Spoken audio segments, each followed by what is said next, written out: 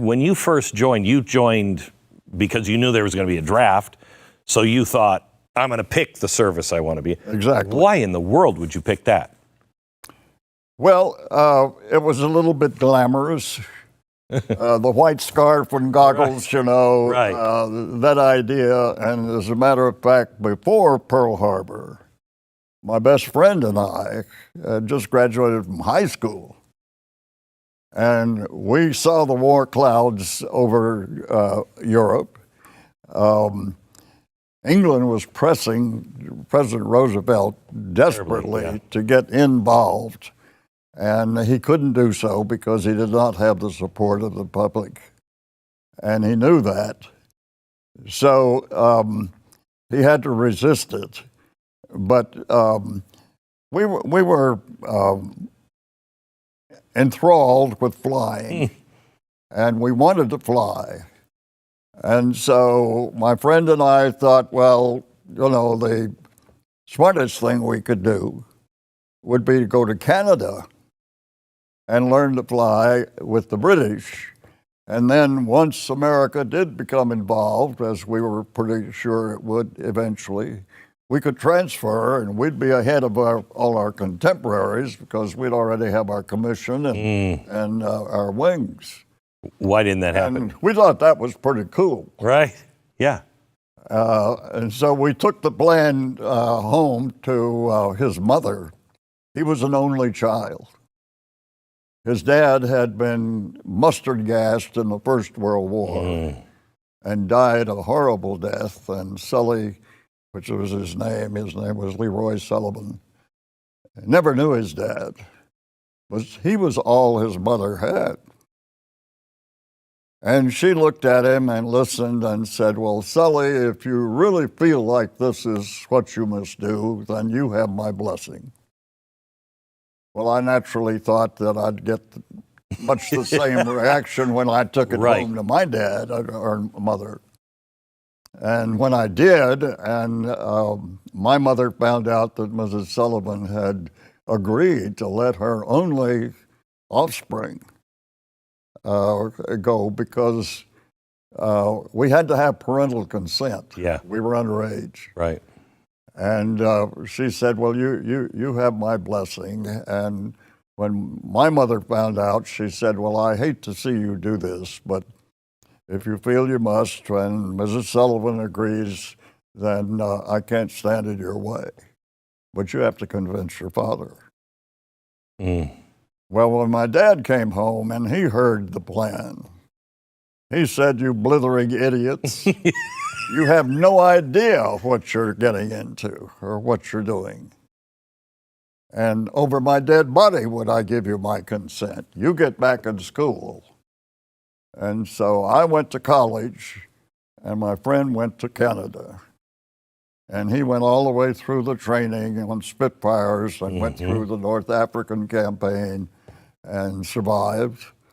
And meanwhile, Pearl Harbor occurred. And then there wasn't any question. I was cannon fodder. I was proper age and position, and I wanted to fly, so I joined the aviation cadets, and what training I got. Yeah, I was going to say, we didn't train. I mean, you weren't really prepared to look at that. Look. No. Not prepared for this. What? Heavens, no. There was no way to really prepare us for it, but nevertheless, something happened to the Bloody Hundredth that didn't happen to any other group.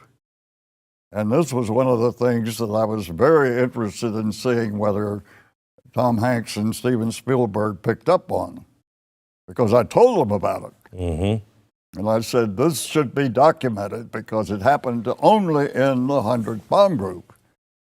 And that is that they took 40 members of my flying school class in Valdosta, Georgia, me included, directly from flying school and sent us to the 100th Bomb Group as co-pilots. They pulled all the co-pilots out. Now, mind you, those crews had already gone through pre-flight training for 4 months. Together. Together, as a unit, 10-man crews. The co-pilot's the second in command of the crew. Right. If anything happens to the pilot, the co-pilot has Right. to take over. That's a heck of a responsibility. And you need the crew to act as one. yes, and the crew I happened to be assigned to personally took a very dim view.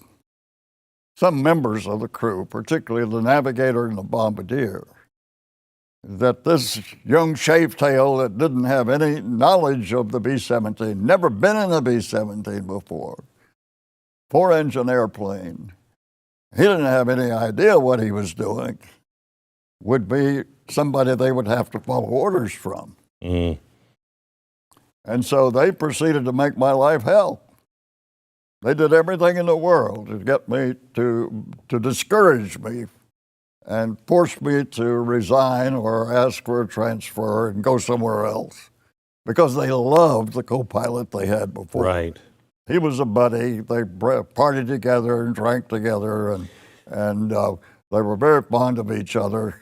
The pilot never interfered. Is this why there was so much bloodshed in this bomber group? I am convinced that it is a major reason why it was. I can't say for sure, but I know that because of our inexperience. Why did they do that? Nobody knows. Nobody knows who ordered it or why they did it. And so I said, well, this documentary ought to reveal that. It didn't, sadly. Mm. I do remember one co-pilot getting in and the new groups coming in and just being totally green and getting the impression they have absolutely no idea what they're walking into. What was the average lifespan of a pilot or anybody on the Initially, B-17? when the Hundredth began operations in June of '43, the average longevity of a crew was 4 missions. The entire crew. The entire group. And as you said, we lost 77% of that original group in the first 90 days of operation. Jeez. And so if you dwelt on your chances of surviving You were done. 25, you were through. Yeah. You were done. How did you, just watching it, and so I don't, I'm watching it. I don't have the adrenaline. My life is not at risk. But watching it and then seeing the portrayal in one scene where the new pilot, just sits on the ground like shell-shocked, and knowing you're going to have to do this again tomorrow. How did you mentally deal with that? How did you, the psychological pressure? Truthfully, Yeah. I don't know. I honestly don't know how we did it. I only know that the pressure was so great to do the job that we were sent there to do. Peer pressure had a lot to do with it. Didn't want to Others were doing it, so why should you not do it? And I recognize that now. I didn't at the time.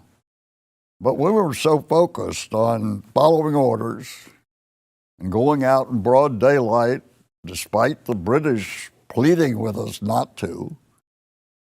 The British said, you're suicidal. You can't sustain your losses. But we did it anyway. And again, why did we do that? Well, this was the conviction on the part of our command, General Aker, that high altitude, daylight, precision bombing, as he called it, which was a laugh, really a laugh, was the best way to utilize our bomber force. And of course, in reality, America was in a prime position to replace our losses we outproduced the world with impunity. We weren't being attacked all around the clock like the Germans and the Japanese. So we could train and we could build, and we did. And that was the grossest miscalculation on the part of Hitler Yeah. that could be imagined. By 40, He didn't believe we could do that. well, it was a miracle. By 43, And we didn't know we could do it. correct. But that brings up the point that I wish to make, and that is that I don't understand why in the world we've never acknowledged the tremendous contribution that those who were not in uniform made to our victory. There is an absolute must-read called America's Forge. And it tells the story of how unprepared we were and how on a dime, because I think it was the guy who ran Chevrolet, was put in charge and told the president, I've got to run this. This can't be run through community. I've got to run this. And Knudsen. yes, incredible what was happening here. Yes, absolutely. So, was there a time where you thought, I can't do this another day? I just can't. Not me personally, but I was pushed into a position eventually of being an operations officer of my squadron. And that meant that I was second in command of the squadron. I was still a second lieutenant. Wow. But I was the only one left, and I had more combat experience than anybody else. I had 22 missions in. And so the commanding officer said, okay, Lucky, you're the guy right in front of me had been my successor, or I succeeded him. And he was a captain, and he got shot down and killed right in front of me because they exploded. And so when I landed, he said, you're the new operations officer. Well, in that position, I had to evaluate all the other crews in the squadron as to whether they were combat fatigued or combat ready, where they flew, when they flew, and make up their crews and give them assignments. And I said, this is going to be awfully awkward because I'm only a shavetail. I'm a second lieutenant.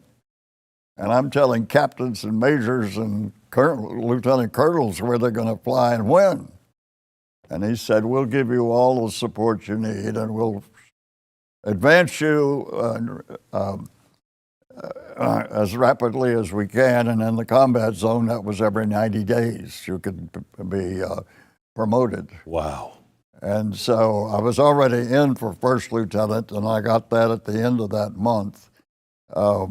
But nevertheless, you ask if I ever had misgivings about whether or not I was going to make it. I didn't let myself do that. I knew that if I dwelt on it, that I'd be done.